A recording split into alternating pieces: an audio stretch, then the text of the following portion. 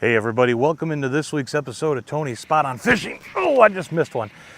I'm your host, Tony Krizek, and today we're going to be talking about the mystery bait, if you will. The one bait that you can throw this time of year, pre-turnover, and it's a bait you really wouldn't think of. But we're going to talk about it, break it down, how we can catch fish under these tough changing weather conditions right here, right now, fishing bass anywhere around the Chicagoland area. That's all this week on Tony's Spot on Fishing. There he is. Yeah,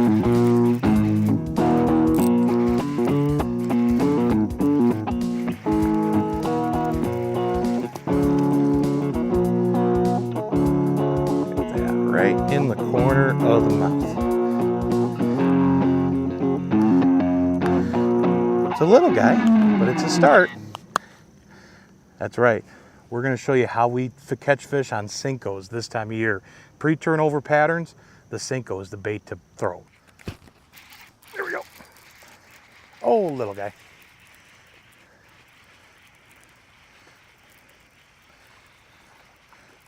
Hey, we're going the wrong direction here. We're supposed to be getting bigger, not smaller here, guys. What's the deal? Sometimes it just doesn't make sense. Now, there's a couple ways we can rig a Senko. Texas rig and Wacky rig. And we'll show you the Wacky rig in a little bit. But that Texas rig is really simple. It's a weedless rig. We take that hook point through the top of the worm. We just bring it right on through, poke it back underneath. It's totally rigged up weedless. The main color we love throwing around here, it's called smoke blue gold. The smoke blue gold Senko kind of has almost a bluegill type hue in it. And we put just a little bit of that Chartreuse dye right on that tail, a little garlicky goodness. Really helps bring together that whole bluegill look to it. Now, why is the Senko this magic bait during a pre-turnover pattern? Well, let's face it. The nights are getting cold. The wind's starting to blow. That's what starts to trigger turnover. It's that transition period when these fish, don't really know what to do. Once things settle down, they'll get back more on a moving bait pattern. Red-eye shads, chatterbaits, things like that. We can utilize this Senko though and fish it a variety of ways. Dead stick it, where we're gonna throw it out and leave it sit. Sometimes we'll have to leave it sit a good 30 seconds, maybe more. We can fish it as a jerk bait and actually kind of twitch it and get the Senko to dart and dance. We can do a lift and drop. There's no real wrong way to fish them, even just talking Texas rig.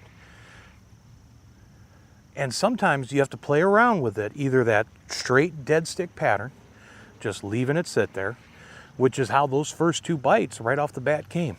Just letting it sit. They're coming and picking it up off the bottom. Give it just a little twitch up. That Senko's gonna dart and dance up. Let it pause. Now we're running these totally weightless when we're Texas rigging them here. In certain situations, if you're in real thick cover, you can go ahead and you can put a small bullet weight in front of it if you need it to actually penetrate down in the pockets. Weeds are starting to die down on a lot of the bodies of water around here. Oh, man. Picked it right up off the bottom. Missed them. The weeds are starting to die off here, so we don't really have to worry about that. We can run it totally weightless. And again, we're just letting it settle to the bottom, long pauses. And now essentially, I'm primarily doing more just watching my line. When we lift it up and leave it sit there, whoop, there's a bite, dropped it. But they're picking it up off the bottom. And a lot of times that seems to be the magic trick, is that dead stick, that long pause on the bottom, and they'll come by and just pick it right up. Now what's nice, being able to fish the Senko weightless and Texas rig, is there is going to be some scum here and there too. And what's nice is you don't have to worry about it actually picking any of that stuff up. It's going to pretty much come back clean almost every time when it's coming through any dead vegetation, any slime or muck or stuff like that. That's why it's one of our favorite baits to throw right now, and being no weight. When they pick it up, they're not going to feel any resistance. It's just a perfect setup under these pre-turnover conditions. Run it on a 3/0 EWG hook. There we go, another little guy. A 3/0 EWG Gamakatsu hook. Now come on here, we need some bigger fish. You guys are really making this hard on me today. But that 3/0 EWG hook, it's an extra wide gap, that's what the EWG stands for. Gives you plenty of hooking capabilities, there's enough gap to it. And this doesn't just catch these little fish, this is what we've come into here in this first spot we're hitting. But again, the way we're fishing these baits, you can throw this on any given pond, lake, whatever body of water you have that you're fishing under these conditions. That's a little better one. Now we're going the right way.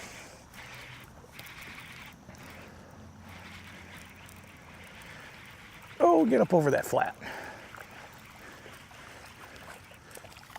There we go. But again, they're just sucking it in right off the bottom.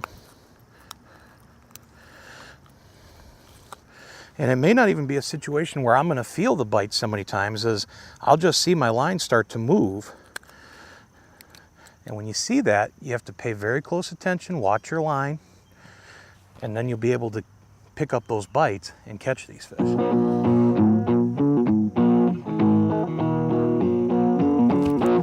we go.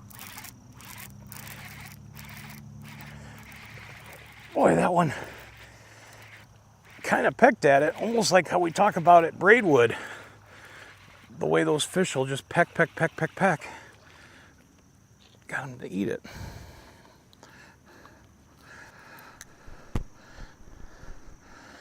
There we go, another nice little guy there. And we have the little ledge here that we're fishing right in front of. So we're trying to just kind of at least get the fish out a little bit on the release, so they're not. Well, unfortunately, he decided to run right back at me. But it's real shallow flats right along the shorelines of where we're at. So if we get a little bit bigger fish, bass are a pretty hardy species. You know, we don't have to worry too much about doing a lot of damage just releasing them like this. We get a little bigger fish, I do have some waterproof boots on. I can just go ahead and step in. That one totally destroyed what was left of my Senko. There we go.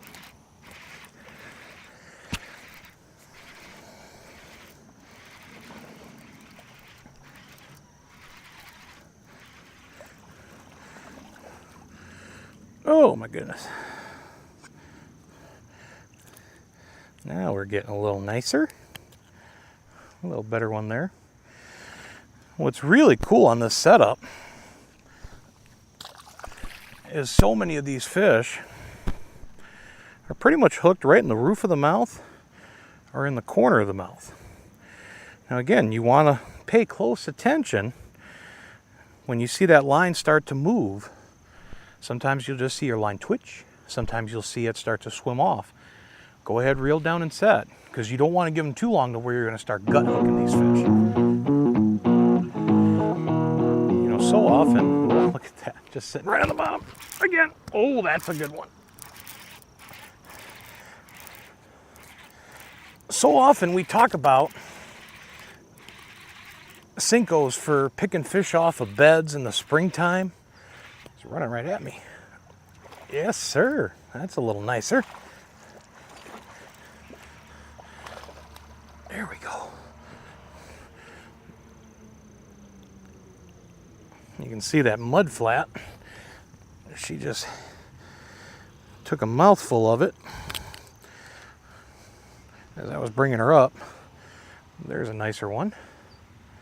So we always talk about the versatility of the Senko. And it's one of those baits that truly does work year-round. In the springtime, when fish are on beds, we can pitch a Senko.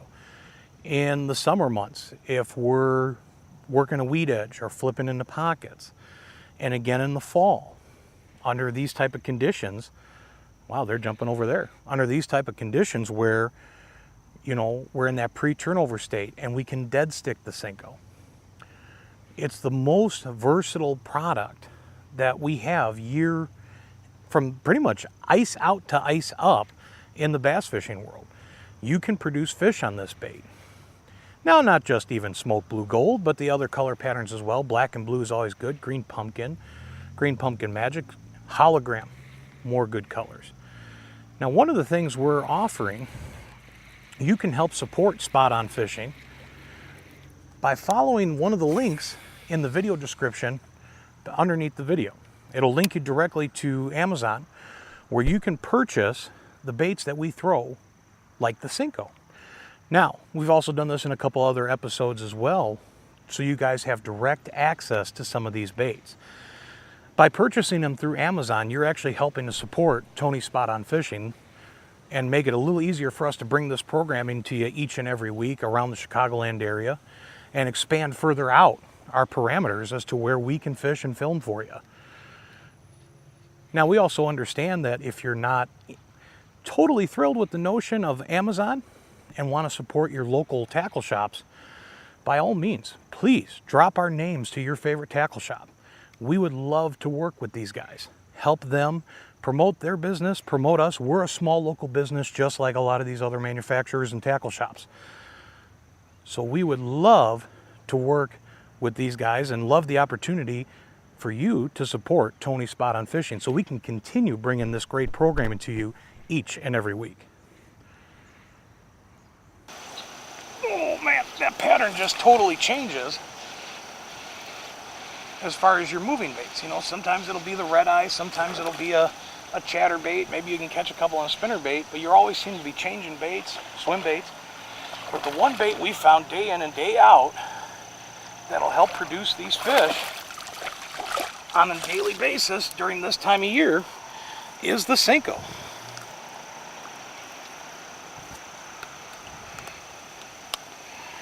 There's a nice little chunky guy. Now that one was probably the most aggressive strike we've had, where he actually ate it right as that bait hit the water and was falling. The rest of my bites have come picking it up off the bottom. So again, you got to be prepared, because that bite can come at any point. And we really like running that 5-inch size on the Senko. It's a good size for most bass fishing scenarios all around Chicagoland. And again, keep it natural. Smoke blue gold, green pumpkin magic, hologram, baits like that. You're going to go out, you're going to catch fish. And in dirty water situations, that black and blue is killer. So now the Wacky rig setup we do, it's a little different. There's this little stopper right here, this little black rubber stopper. It's a weight stopper that we're going to put on the line first, and an 1/8 ounce tungsten bullet weight. And this is a 1/0 weed guarded Wacky hook. Now, how do we hook a Wacky worm? It's really easy. Bend the worm right in half, and you're going to hook it right in the midpoint. And then we can go ahead, just slide our weight stopper down so it sits flush just like that.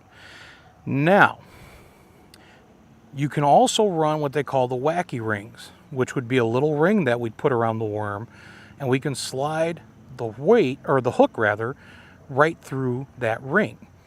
We're not doing that today. We're going right through the actual plastic itself. It's not really going to change the action. It's a personal preference. You do have a tendency to go through a few more Senkos going through the actual worm itself versus that ring. And again, I'll still go ahead and dye that tail Chartreuse.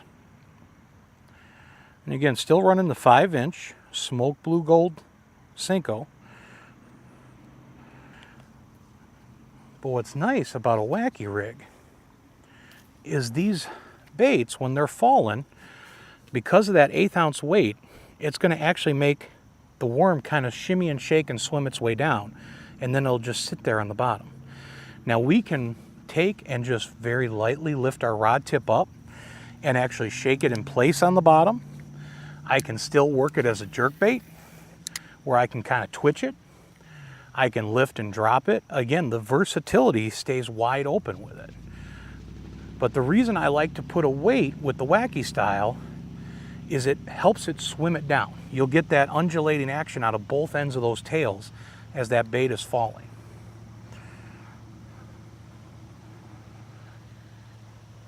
And also having that little bit of resistance to it, when we lift up, that whole worm is going to shake, and those two ends are just going to also undulate and swim a little bit.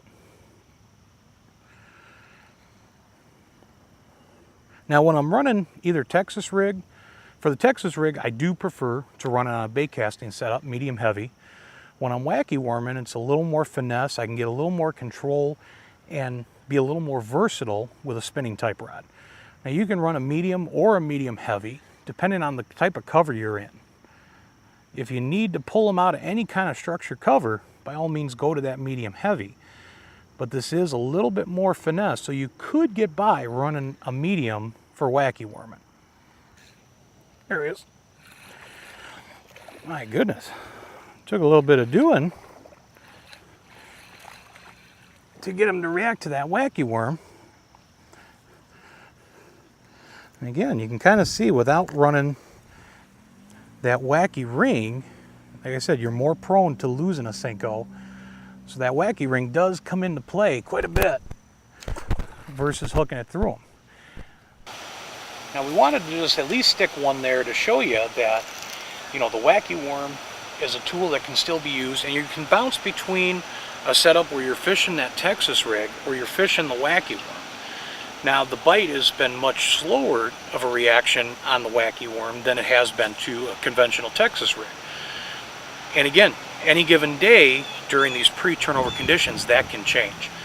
But the point is, I'm a run and gun power fisherman guy. If I could, I would throw nothing but red-eye shads and chatterbaits this time of year, churn and burn and catch fish. You can't do that all the time. And rather than sit there and trying to drag football heads or do other things, working a Senko is painfully slow this style, especially dead sticking. But as you can see, in a very short amount of time, we're able to contact a lot of fish. Have a little patience and work it effectively.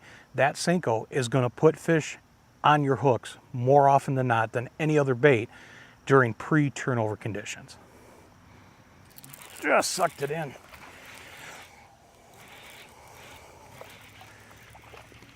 Went back to that Texas rig.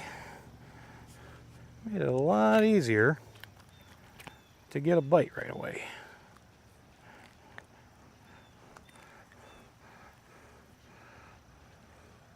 Oh well, look at that. He's got a little fry of a baby bluegill. Tell me he's not up here looking for food. That's kind of cool. Yeah, these fish they're still starting that fall feeding, but they're just not as aggressive as they will be once turnover completes and everything is calmed back down. Once we get back to that, we can go back to power fishing. But until then, this is a dynamite way to catch fish until we get to that part. This little ledge we're fishing here. My goodness. Well, folks, I hope we were able to shed some light on exactly how we can combat Mother Nature. Nice little chunky one there. You know, we've had so many different fronts come through, and like I say, we're in that pre-turnover state. And we've had a few guys write in and ask us just, hey, what can we do to salvage some days and catch some fish? And I'm telling you, the stick bait, the Senko, is the way to go. So hopefully we're able to shed some light on this presentation for you and help everybody out, get some more bites, catch some more fish. Like I said, once turnover occurs and these fish will be back off and running on, you know, lipless crankbaits and chatterbaits. But under these type of conditions, pre-turnover, do not overlook that bait. Hey, we hope you enjoyed this week's episode. Once again, ladies and gentlemen, my name's Tony Krizek. We can't wait to see you back here on Tony's Spot on Fishing.